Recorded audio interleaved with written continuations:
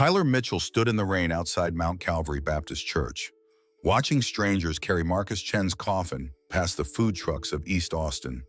He couldn't sit with family. He couldn't speak at the service. For 6 years, he'd been the most important person in Marcus's life. Yet to everyone here, he was just another co-worker paying respects. The pastor spoke of Marcus as a devoted son, a successful business consultant who'd found his calling helping others grow their wealth.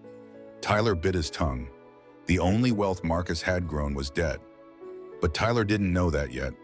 All he knew was the suffocating weight of invisible grief, standing among people who thought his tears were professional courtesy, not the raw ache of losing someone who'd promised they'd build something beautiful together.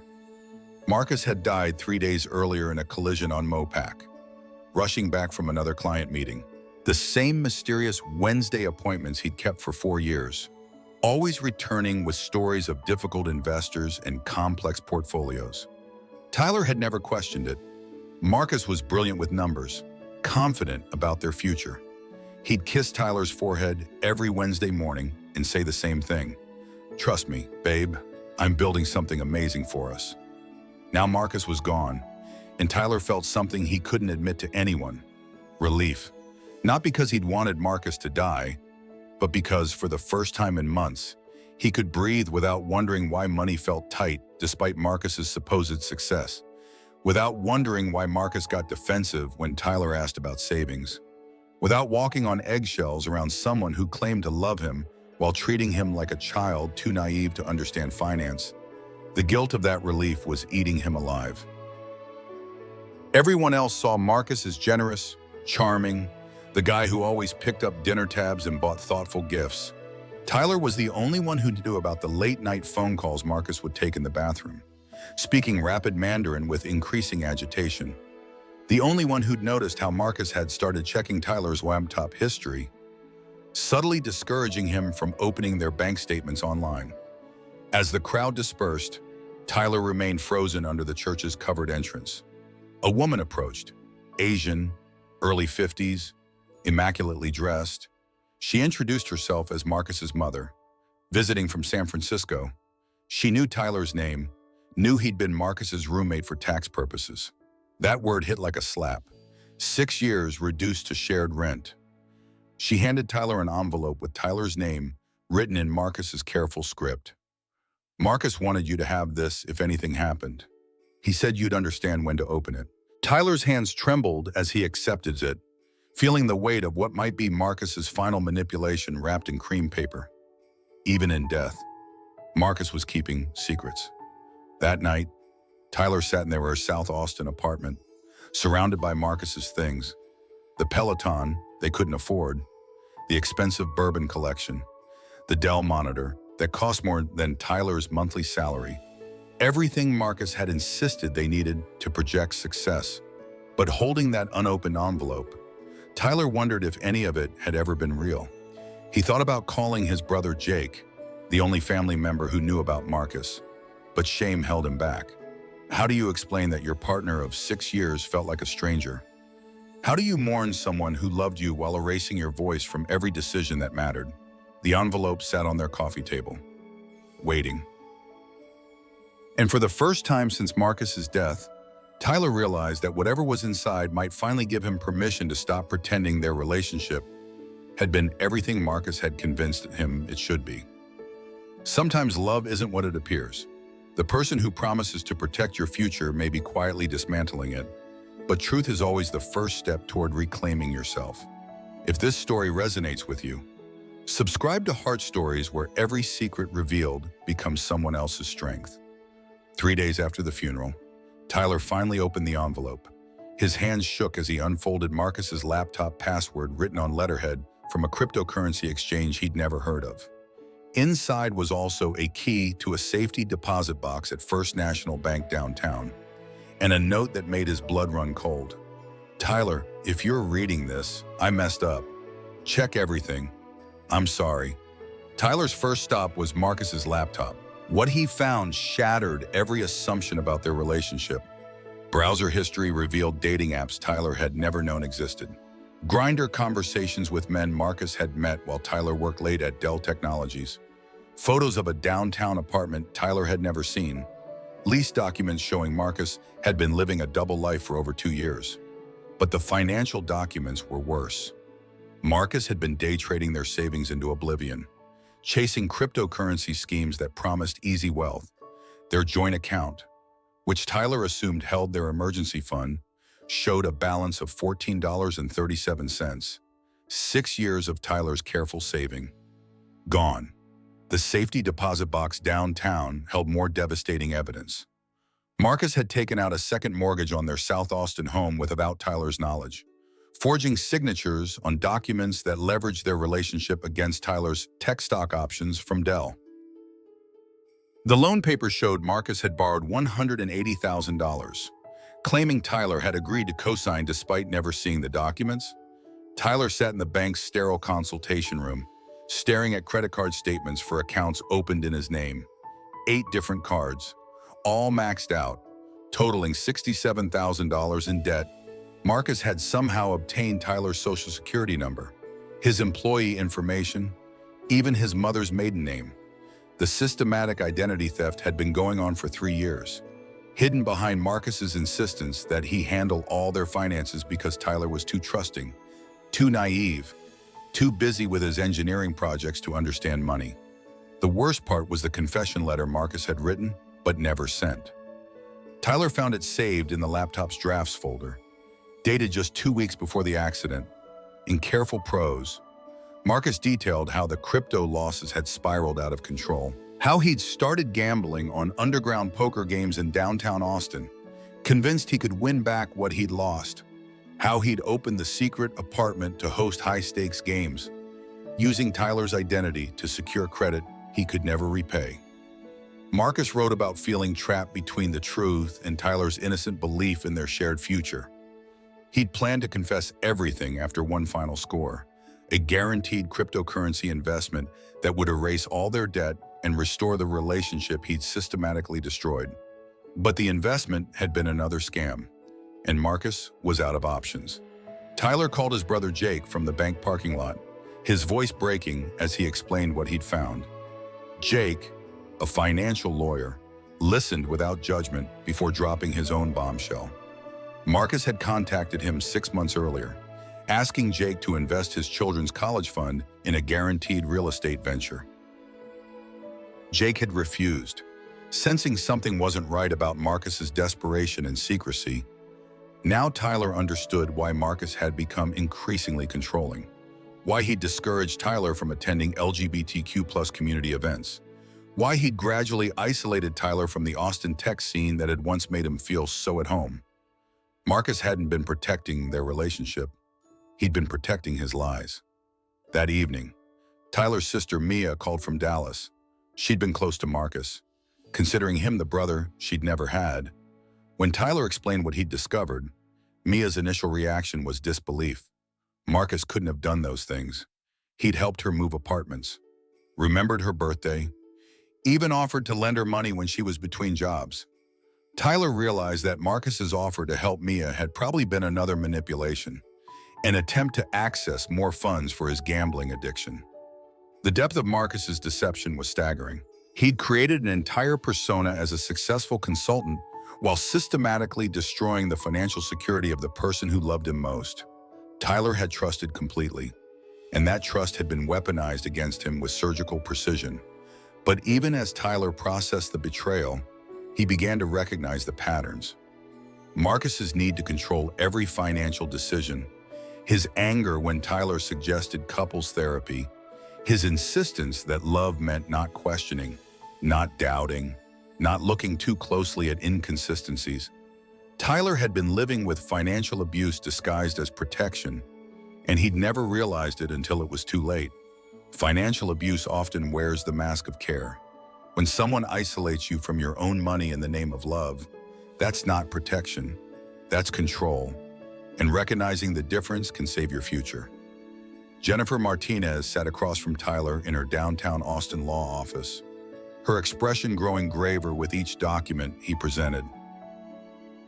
As a specialist in financial abuse cases within LGBTQ+ relationships, she'd seen manipulation before, but Marcus's systematic destruction was particularly thorough. The legal challenge was complex. Texas law regarding financial fraud between unmarried partners was murky, especially when one partner had willingly shared personal information early in the relationship. The banks argued that Tyler had benefited from the fraudulent loans because they'd funded the home he'd lived in, even though he'd never seen the money and never consented to the debt. Jennifer explained the brutal reality. Even if they proved the signatures were forged, even if they demonstrated Tyler had no knowledge of the accounts, the banks might still hold him responsible for debts incurred by his long-term partner. The legal system wasn't designed to recognize the unique vulnerabilities of LGBTQ+ relationships, where secrecy and financial interdependence often masked abuse. Tyler's family dynamics complicated everything further. His parents in Lubbock had disowned him when he came out at 22.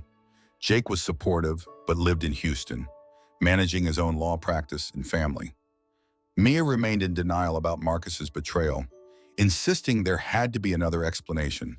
She'd grown up idealizing Tyler's relationship as proof that love could overcome anything, and accepting the truth meant confronting how thoroughly she'd been deceived too. The worst revelation came when Mia admitted that Marcus had recently contacted her, claiming Tyler was struggling with depression and might need family intervention soon. Marcus had been laying groundwork to blame Tyler's mental health for any financial irregularities that might surface. Even his final manipulations had been calculated to isolate Tyler from the support he'd need most. Jake flew down from Houston to attend legal meetings, bringing detailed financial records he'd maintained for his own family. His presence was both comforting and painful for Tyler. Jake represented the stable, honest relationship Tyler had thought he'd had with Marcus. Seeing Jake's transparent partnership with his wife highlighted how abnormal Tyler's relationship had actually been. During one particularly difficult meeting, Jennifer revealed additional evidence she'd uncovered. Marcus had been involved with online gambling sites that weren't legally operating in Texas. His losses extended beyond cryptocurrency into sports betting, online poker, and day trading with borrowed funds. The total debt was approaching $300,000, far more than Tyler had initially discovered. The emotional toll was devastating. Tyler had spent 6 years believing he was building a life with someone who'd been systematically destroying that life from the inside. Every romantic dinner had been paid for with stolen money. Every gift Marcus had given him had been purchased with fraudulent credit. Even their anniversary trips to places like New Orleans and Santa Fe had been financed through Tyler's stolen identity. Tyler struggled with shame that felt uniquely queer. He'd grown up hearing that gay relationships were inherently unstable, inherently deceptive. Part of him wondered if he'd ignored red flags because he was grateful to have any relationship at all after his family's rejection. The internalized homophobia made him question whether he had been naive or whether this was simply what he deserved. Jennifer connected Tyler with Austin's LGBTQ+ Resource Center, where he joined a support group for survivors of intimate partner financial abuse. The group was small but powerful, filled with people who understood the specific vulnerabilities that came with relationships hidden from unsupportive families. The pressure to make love work when the world already doubted your right to it. In group sessions, Tyler learned about the cycle of financial abuse, the isolation, the gradual assumption of financial control, the erosion of the victim's confidence in their own judgment. Marcus had followed the pattern perfectly, using Tyler's trust and love on weapons against his own financial security. The legal battle would take months, maybe years. But for the first time since Marcus's death, Tyler began to understand that what had happened to him wasn't a failure of love. It was a crime, and he was going to fight back. True love builds your autonomy, never destroys it. When someone claims they're protecting you by controlling your access to your own resources, that's not love. That's abuse wearing love's mask. 8 months after Marcus's death, Tyler walked into Travis County Courthouse wearing his best suit, Jake beside him for moral support. The legal battle had consumed nearly a year of his life, but today would determine whether he'd spend the next decade paying for Marcus's crimes or finally break free from them. Jennifer Martinez had done exceptional work building their case. Handwriting experts confirmed the forged signatures. Computer forensics proved Tyler had never accessed the cryptocurrency exchanges or gambling sites. Phone records showed that Marcus had conducted all fraudulent activities during hours when Tyler was documented at work or attending his regular Wednesday evening coding bootcamp sessions. The judge, Honorable Patricia Reeves, listened carefully as Jennifer presented evidence of systematic financial abuse. She'd handled similar cases before, but rarely with such comprehensive documentation of one partner's complete financial manipulation of another. The bank's lawyers argued that Tyler should have known, should have been more vigilant, should have questioned why Marcus was always secretive about money. Jennifer's response was fierce. Tyler Mitchell was not on trial for trusting his partner of 6 years. The defendant banks had failed to verify signatures, failed to confirm joint account access, and failed to follow their own fraud prevention protocols because they'd made assumptions about the nature of Tyler's relationship with Marcus. The breakthrough moment came when Jake testified about Marcus's increasingly desperate attempts to involve him in financial schemes. Jake described Marcus's pressure tactics, his insistence that Tyler wouldn't understand complex investments, and his anger when Jake refused to invest his children's college funds in Marcus's guaranteed opportunities. But the most powerful testimony came from Tyler himself. He spoke quietly about growing up in Lubbock, about learning to hide essential parts of himself to avoid rejection, about moving to Austin and thinking he'd found safety, community, and love, about the gradual erosion of his financial autonomy disguised as care and protection.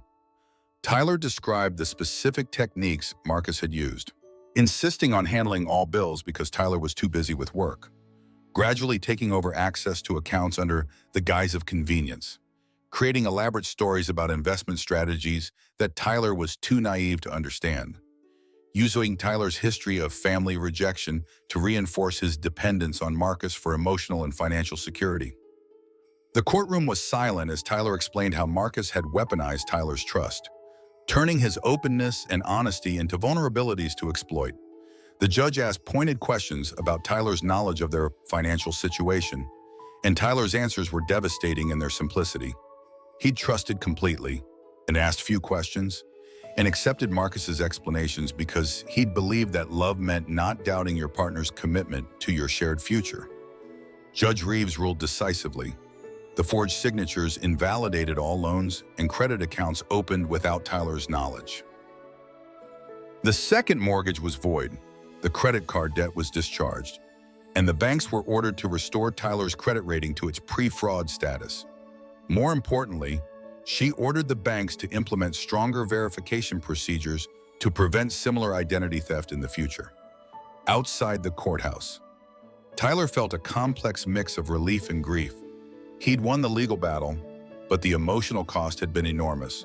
6 years of his life had been built on lies, manipulation, and systematic financial abuse.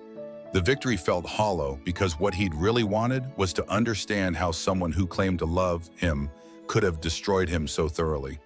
Jake suggested they celebrate at their favorite barbecue spot on Barton Springs Road, but Tyler wasn't ready for celebration yet. Instead, they walked around Lady Bird Lake, talking about what came next.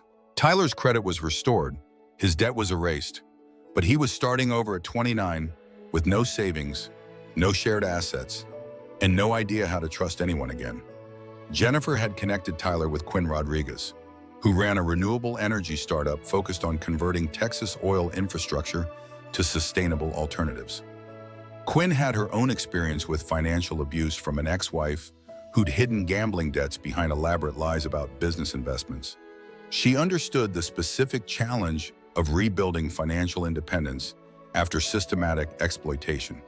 Quinn offered Tyler a position as a senior software engineer, working on grid management systems for solar and wind installations across Central Texas. The work felt meaningful, contributing to Tyler's sense that he was rebuilding not just his finances, but his entire sense of purpose.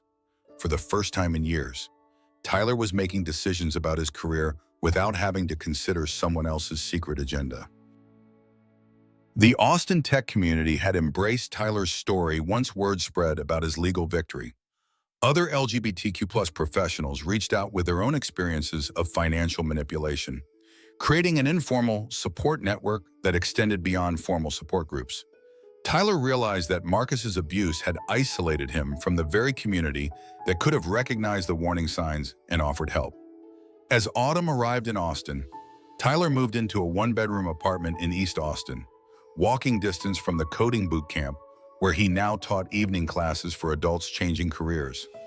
Every financial decision was his alone, every dollar accounted for, every investment transparent and carefully considered. The apartment was small, but entirely his own. No expensive exercise equipment he couldn't afford, no bourbon collection to impress visitors he didn't want, just books, a decent computer, basic furniture, and the profound peace of knowing exactly where he stood financially at any moment. Tyler had learned to trust himself again, but more importantly, he'd learned to recognize what real love actually looked like. It wasn't secretive or controlling. It didn't require blind faith or willful ignorance. Real love was transparent, respectful, and committed to building both partners' autonomy rather than destroying it. Recovery from financial abuse isn't just about money.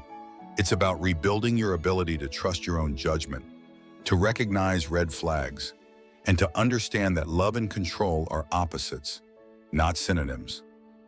2 years after Marcus's death, Tyler stood before a packed auditorium at South by Southwest, delivering the keynote address for the conference's first ever panel on financial security and LGBTQ+ relationships.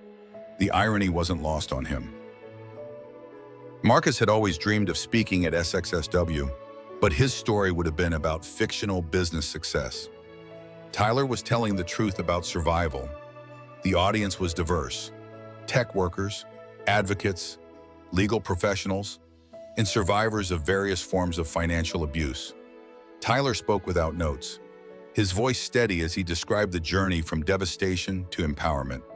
He didn't glorify his experience or minimize the trauma, but he emphasized the possibility of rebuilding when the right support systems exist. After the speech, a young man approached Tyler, introducing himself as Alex Thompson, a veterinarian who'd moved to Austin from rural East Texas. Alex had lost everything to a partner who'd used his military benefits to secure loans for a business that existed only on paper. Alex's story echoed Tyler's in disturbing ways, but also offered hope about the possibility of starting over. They talked over coffee at Radio Coffee on Barton Springs Road, sharing stories that felt both unique and universal. Alex had grown up in a military family that struggled with his sexuality, leading to the same patterns of grateful acceptance that had made Tyler vulnerable to Marcus's manipulation. Both had learned to conflate love with financial dependency, trust with willful blindness. Alex was rebuilding his veterinary practice with a focus on affordable care for rescue animals. Like Tyler, he'd found purpose in work that contributed to community healing rather than personal profit. They discovered shared values around transparency, mutual support, and the importance of maintaining individual autonomy within committed relationships. Their relationship developed slowly, built on foundations of honesty Tyler had never experienced before. Alex shared his financial statements openly, explained his business decisions, and encouraged Tyler to maintain separate accounts alongside their shared expenses. They attended financial planning sessions together, not because either couldn't manage money alone, but because transparency felt like an act of love. Tyler's work with Quinn Rodriguez had evolved into a leadership role, managing a team developing smart grid technology for Texas's renewable energy transition. The technical challenges were complex, but Tyler thrived in an environment where collaboration meant actual partnership rather than hidden agendas. Quinn had become both mentor and friend, someone who understood the specific challenges of rebuilding professional confidence after intimate betrayal. The Austin LGBTQ+ Financial Security Network had grown from Tyler's support group into a formal organization serving Central Texas. Tyler served on the board, helping develop educational workshops and emergency assistance programs. The network had prevented dozens of cases of financial abuse by teaching people to recognize warning signs Tyler wished he'd understood 6 years earlier. Mia had eventually apologized for her initial refusal to believe Tyler's discoveries about Marcus. She'd needed time to process her own sense of betrayal, her own guilt about missing signs that seemed obvious in retrospect. Their relationship was stronger now, built on honesty rather than the careful fiction they'd maintained to protect Tyler's relationship with Marcus. Jake remained Tyler's closest family ally, but Tyler had also reconnected with his parents in Lubbock. The process was gradual and imperfect, but Tyler's public speaking about financial abuse had somehow made them proud in ways his engineering career never had. They didn't fully understand his sexuality, but they understood courage and the importance of helping others avoid similar trauma. The app Tyler had developed, Financial Check, allowed people to monitor their credit reports, track joint account activity, and identify potential signs of financial manipulation. The app included resources for safely documenting financial abuse and connecting with local legal and support services. It had been downloaded over 50,000 times, primarily by LGBTQ+ individuals who understood their unique vulnerability to financial exploitation. On a warm spring evening, Tyler and Alex sat on the deck of their shared home in South Austin, watching the sunset over the Greenbelt. They'd bought the house together after 18 months of dating, with both names on the deed and complete transparency about every financial decision. The house was modest but beautiful, filled with Alex's rescued cats and Tyler's growing collection of books about sustainable technology. Tyler still thought about Marcus sometimes, but the pain had transformed into something else. Not forgiveness exactly, but understanding that Marcus's actions had revealed something essential about the difference between love and possession, between partnership and control. Marcus had tried to own Tyler's future, but he'd ultimately given Tyler the tools to build something better. The evening air carried the sound of live music from a nearby venue, the kind of authentic Austin experience Tyler had missed during his years of isolation. Alex reached for Tyler's hand, a simple gesture that represented everything Tyler had learned to value: transparency, respect, shared decision-making, and the profound security that comes from being loved for who you truly are rather than who someone wants you to become. Tyler's phone buzzed with a message from someone who'd attended his SXSW talk, thanking him for the courage to share his story. The message included a photo of a credit report being reviewed for the first time in 3 years, someone taking back control of their financial life. Tyler smiled, remembering how impossible this kind of happiness had seemed during those dark months after Marcus's death. As the stars emerged over Austin, Tyler realized that Marcus had been right about one thing. They had built something amazing together. Just not what Marcus had intended. Tyler had built a life based on authentic love, financial transparency, and the kind of community support that makes genuine partnership possible. He'd built a future worthy of the trust he was finally ready to give and receive. Love doesn't require you to surrender your autonomy. Real partnership enhances both people's strength and independence. And sometimes the most devastating betrayal can teach you what genuine love actually looks like. Trust your instincts, maintain your independence, and remember that healthy love always builds you up rather than breaking you down. Have you ever ignored warning signs in a relationship because you were afraid of losing love? Your story matters too, and sharing it might help someone else recognize the difference between love and control. Subscribe to Heart Stories, where every truth told becomes someone else's lifeline, and every ending becomes someone else's beginning.